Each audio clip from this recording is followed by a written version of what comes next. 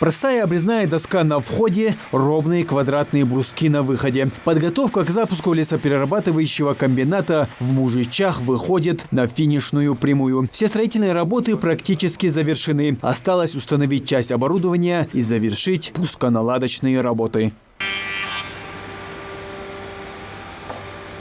На комбинате будут проводить многоступенчатую обработку древесины. Все основные работы будут проходить в 3 цехах. В первом распилочном откалибруют дерево и распилят на заготовке. Размер выходного материала задается оператором станка. Все остальное оборудование сделает автоматически. Работникам нужно только проследить. Завозится круглый материал, распиловывать на доски. И отсюда уже доски перевозит в сушильные камеры, сушит там уже из сушилок в другие цеха. Один из тех самых других – это цех мебельных заготовок. Сюда уже поступают сухие доски для будущей мебели. В этом ангаре они пройдут полный цикл, начиная от обрезки по формам и заканчивая упаковкой. Вот это называется линия, по производству мебельного щита. Там калибруют, отбирают.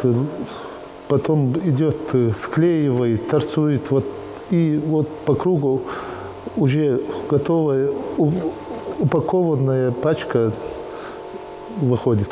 Это упаковочная последняя. Та доска, которая по размерам или по качеству для мебели не подошла, пойдет на производство других заготовок, таких как плинтусы, карнизы. Планируется также производство вагонки и шпунтовки. Эти материалы будут производиться в 3-м цехе. В данный момент мы находимся в цеху по производству мебельных заготовок. И этот станок, многофункциональный станок, уже по распиловке готовых деталей, 4-сторонник, в простонародье говорится, называется он, уже выпускает готовые детали, шпунтовку, вагонку, всякие детали, заданные по программе, по размерам.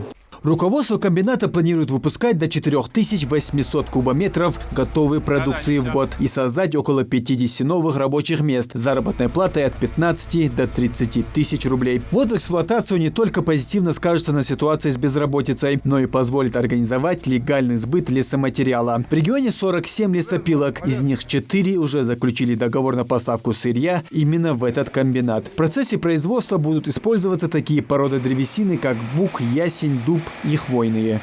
Нужно отметить, что производство здесь вообще безотходное. Это сейчас опилки лежат здесь под ногами. Уже после того, как все наладят, они будут проходить через эти трубы в котельную и служить топливом для обеспечения тепла. То есть затрат на газ вообще не нужно. Этот крупный инвестпроект реализуется в рамках программы «Социально-экономическое развитие республики». Его стоимость более 300 миллионов рублей. За первые 5 лет налоговые отчисления в бюджет по предварительным прогнозам составят около 64 миллионов. Начать производство планируют в течение 2021 года, а к 2023 выйти на полную мощность. Муслим Ганиев, Адам Далаков, Новости 24.